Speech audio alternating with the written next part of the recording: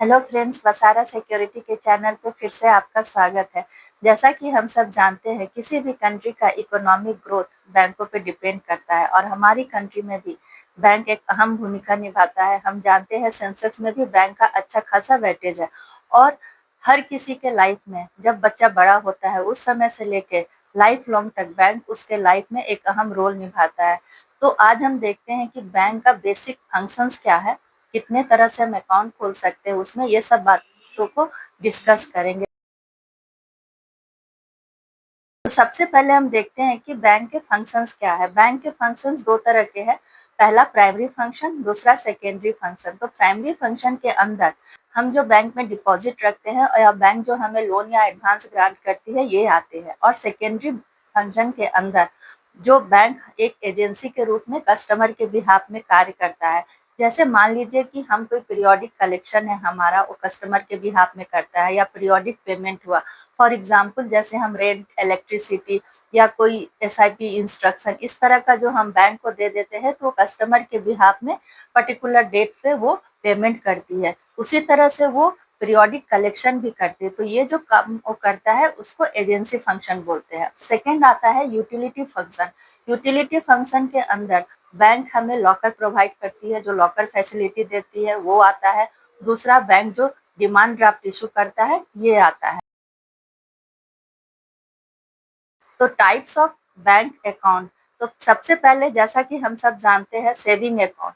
हर कोई पहले saving bank account खोलता है। जब हमें अपने पैसे जमा करने होते हैं तो हम जाके सीधा सेविंग बैंक अकाउंट खोलते हैं। सेकेंड आता है करेंट अकाउंट। कोई भी बिजनेस या कंपनी उसको करेंट अकाउंट खोलना पड़ता है। थर्ड आता है रेकरिंग डिपॉजिट अकाउंट। अगर हमें कोई पैसा डिपॉजिट करना है मंथली या क्वार्टरली या हाफ ईयरली, एक पीरियोडिक ये में, उस वक्त हमें रेकरिंग डिपॉजिट अकाउंट खोलना होता है। फोर्थ आता है फिक्स डिपॉजिट अकाउंट। अगर हम बैंक में फिक्स डिपॉजिट रखते हैं तो उसके लिए हमें फिक्स डिपॉजिट अकाउंट खोलने पड़ते हैं। फिर आता है next NRI account. NRI account वो होता है अगर हमारा कोई फॉरेन मनी है, कोई फॉरेनर फॉरेन में रहता है, वहां से कुछ इन्वेस्ट करता है, इंडिया में पैसा भेजता है, तो उसके लिए एक एनआरआई अकाउंट खुलते हैं। फिर नेक्स्ट आता है डीमैट अकाउंट। डीमैट अकाउंट के थ्रू हम सेल्स और परचेज कर सकते हैं शेयर्स का, म्यूचुअल फंड का, उसके थ्रू हमारा डीमैट अकाउंट के थ्रू ये होता है। फिर नेक्स्ट आता है लोन अकाउंट। तो लोन अकाउंट, अगर हमें लोन चाहिए होता है तो बैंक अगर हमें लोन ग्रांट करती है, लोन देती है, तो वो एक लोन अकाउंट खुलता है। अब देखते हैं कि ऑनलाइन पेमेंट क्या है, मेथड क्या क्या है ऑनलाइन पेमेंट का। आजकल तो बड़ा आसान हो गया है, हम जीपे करते, पेटीएम करते हैं। इसके अलावा लेकिन हमें जब ह्यूज अमाउंट का फंड ट्रांसफर करना होता है तब हम ऑनलाइन पेमेंट पे जाते हैं। तो उसमें सबसे पहले आता है एनईएफटी। एनईएफटी का फुल फॉर्म है नेशनल इलेक्ट्रॉनिक फंड ट्रांसफर। इसका फंड सेटलमेंट टाइम होता है हाफ आवरली बैचेस रहता है। Service ability 24/7 365 days, and payment option online और ऑफलाइन दोनों होती है। मिनिमम लिमिट इसका ₹1 है और मैक्सिमम लिमिट कोई लिमिट नहीं है, यहाँ पे कोई बैंक चार्जेस नहीं लेती है। सेकेंड आता है आरटीजीएस। आरटीजीएस का फुल फॉर्म है रियल टाइम ग्रॉस सेटलमेंट।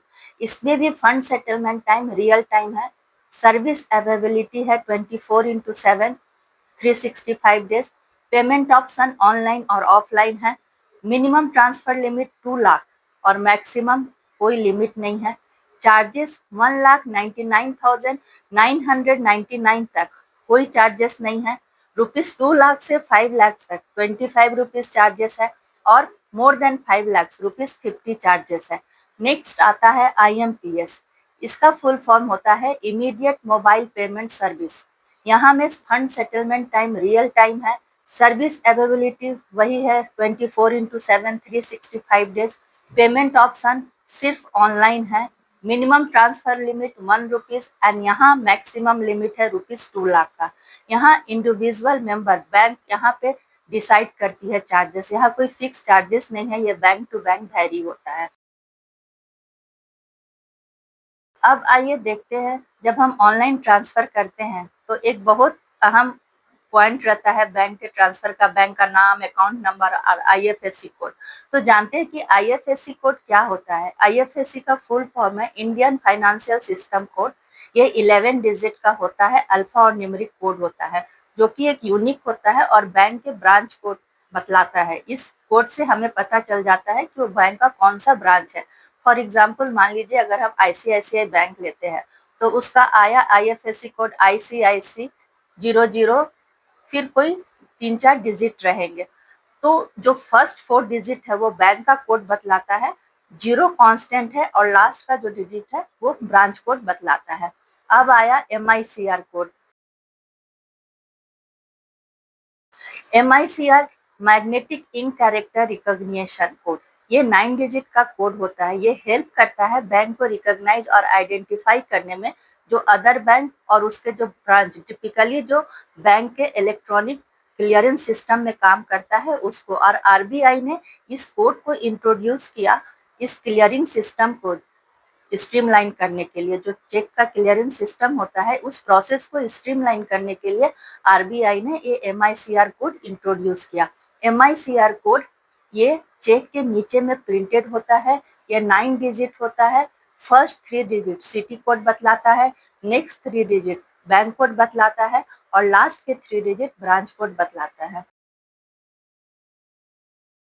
अब आइए जानते हैं DICGC।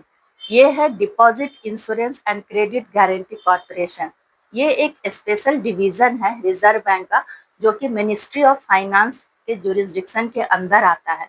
जो ये इंश्योर करता है all commercial bank including branches of foreign bank जो कि इंडिया में काम कर रहा है और लोकल एरिया बैंक, उसको इंश्योर करता है। अब मान लीजिए अगर कोई बैंक लिक्विडेट होता है, उस कंडीशन में ये एवरी डिपॉजिटर को अप टू 5 लाख रुपीस तक इंश्योर करता है। अब समझिए कि मान लीजिए कि कोई पर्सन अपना अकाउंट खोला है किसी बैंक के अलग अलग ब्रांच में, उसने अपना अकाउंट खोल के रखा है।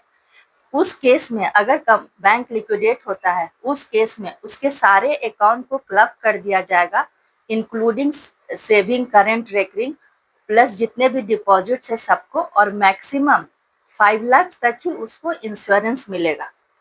अगर वहीं दूसरा पर्सन वो अलग अलग बैंक में अपना अकाउंट खोला है, सपोज XYZ कोई और बैंक में खोला है, ABC किसी और बैंक में खोला है, और तब ऐसी सिचुएशन आती है तो बैंक टू बैंक वेरीफाई करके उसको 5 लाख का रुपीस का ऐसे इंश्योरेंस मिलेगा। तो ये थी हमारी जानकारी बेसिक बैंकों के बारे में। अगर आपको ये इन्फॉर्मेशन अच्छी लगी हो तो आप हमारे YouTube चैनल को लाइक, शेयर और सब्सक्राइब करिएगा। Thank you.